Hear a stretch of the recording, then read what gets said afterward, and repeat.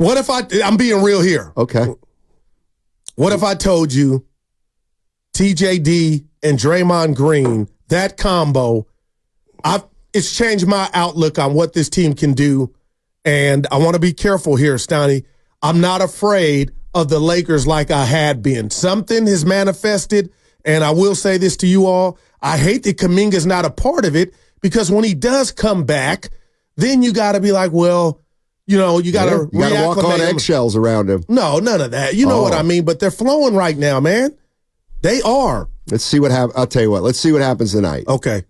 Because tonight, to me, it's what all if about... What if they lose tonight? What would Matt Steinmetz, if you're Steve Kerr, what would you then do? Then they're locked into 10 as far as I'm concerned. Yeah, I mean, what's the strategy if you're a Warrior fan? 888-957-9570. 6 games left. You're still in 10. You lose tonight. Then you drop 2 games behind the Lakers. Sac plays Boston. Maybe they lose and you're still 2 games behind them. But if I'm the Warriors and I'm locked into 10, I'm starting to rest guys. Yeah. And let whatever shakes out above you shake out. And you do play the Lakers, so you could affect them catching the Kings. Do you punt on that game if you know you can't catch L.A.? Because you play the Lakers. You can't catch L.A. Nobody will say it, but you want the Lakers to catch Sac. So when you hook up with the Lakers, would you kind of, hey, Lester, we're going to give you the start, buddy, Quinones. Oh, God. I was like, who's Lester? Yeah. Shout out Lester Hayes. But no, Steiny, this team sums up. I like it. Still in 10th. That is just buzzard luck, as Norm would say. But it doesn't take away what you've created or concocted. But here's the thing. I'm going to be honest. Rim protection, I'm going to be honest. And you let Wolverine go from Joe Frazier at the 5 to 4. And I'm going to be honest with you. No, and this is the way I've been looking at it. And it really hits me like, okay, Warriors are playing pretty well. They've won 6 in a row. But what does it really mean? Right, they're still in 10, right? And they're still, I get it. You'd rather be playing well going into the postseason than not playing well. But in a way, it all means nothing because you still, after all this work, may have to win 2 road games. And whether you go into the playoffs or whether you go into the play-in having won 9 of 11 or 7 of 11, the task is every bit the same as far as I'm concerned. So I'm not going to sit here and take away from what the Warriors done. They put the Rockets away, and you know what? They still have a shot at getting a home play-in game. That's good, but they've also got to take into account the fact that they've got a bunch of games before the end of the season. And listen, they're looking at playing Sunday to end the season. Yeah. Wednesday play-in. They win that Friday play-in. They win that Sunday start of a series. So they got to be ready to go when the play-in game starts. When the play-in start, they've got to be like I don't need them pushing the rest of this season. Well, you tell me. I'm not the fan. You guys are the fan. I'm just the observer. I do think there's a little bit of danger in kind of going all out for the next week and a half unless you really can get to 9, and they got to figure that out. Okay. Nothing you said is wrong, but where I'm coming from, Steiny, is I feel like they've got a new player. And when I say a new player is what they've created with TJD at the 5. And I'm not telling you guys he's Shaquille O'Neal. It's bigger. It's the byproduct of him at 5, what it's allowed Draymond to do and your team defensively. So I've given up on trying to get the 9, but if you ask me what does it really mean, we're playing good ball. We've got better rim protection than we ever had. So now I just feel like, and this could be the worst analogy, Steiny, let's say you're an NFL defense, the Niners, and you got a free safety that's he cannot judge the ball in the air, and teams throw deep on him all the time, and you can't overcome that. Now you got Ronnie Lott back there, and some passes will get completed, but you've negated that position being a weakness. And I feel like that's what the Warriors have now with the combo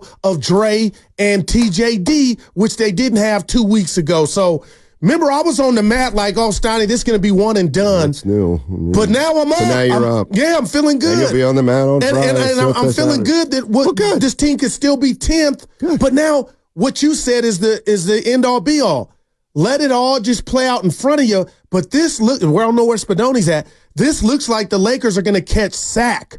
And you got to still beat them. But if you were to get sack instead of the Lakers in the first then game, order the rings, right? Just order the championship rings. Like Ice Cube, that would be a good day, that initial playing game at Sacramento.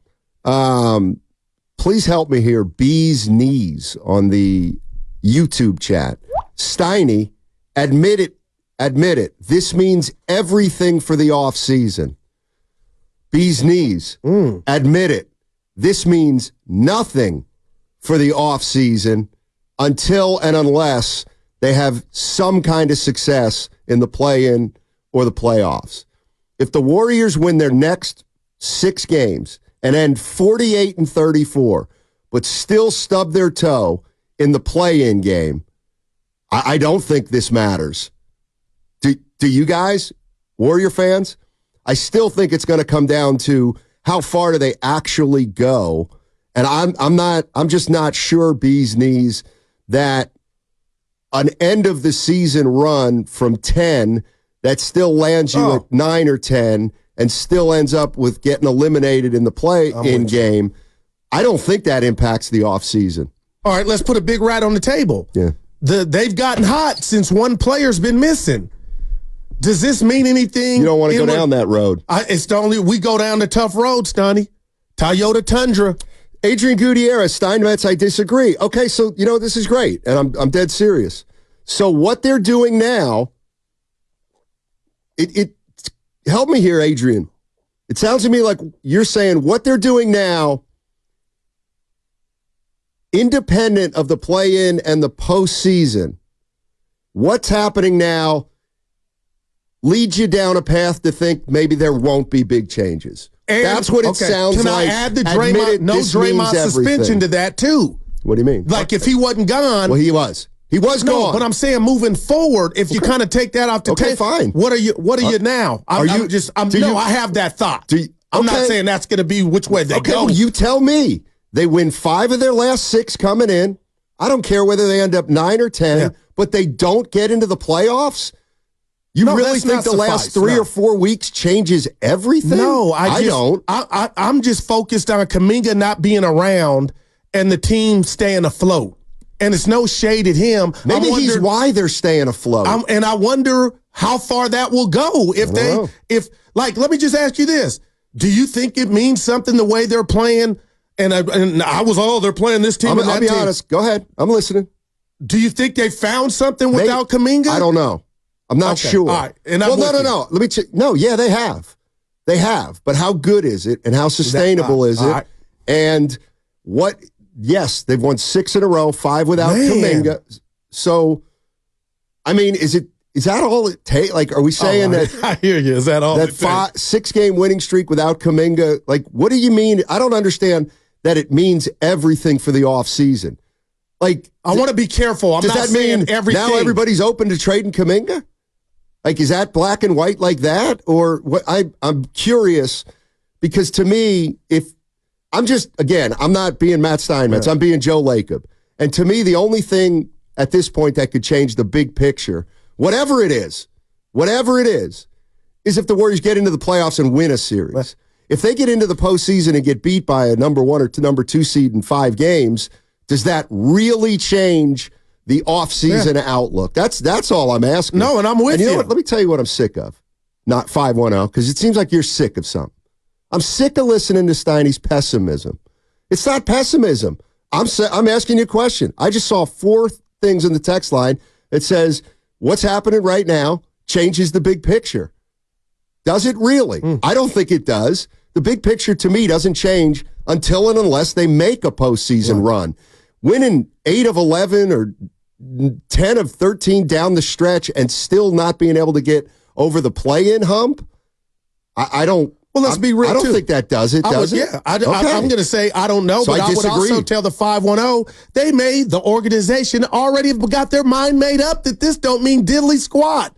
That's conceivable, Steiny. They may already know which direction they're going, regardless of what pops off here in the next week or two. I mean, that's a reality. I could be wrong, but they could be so, strong in their convictions to where they know what they know, and we're up here talking and fans are gaslighting like, oh, a run or not, but management may already know what time it is.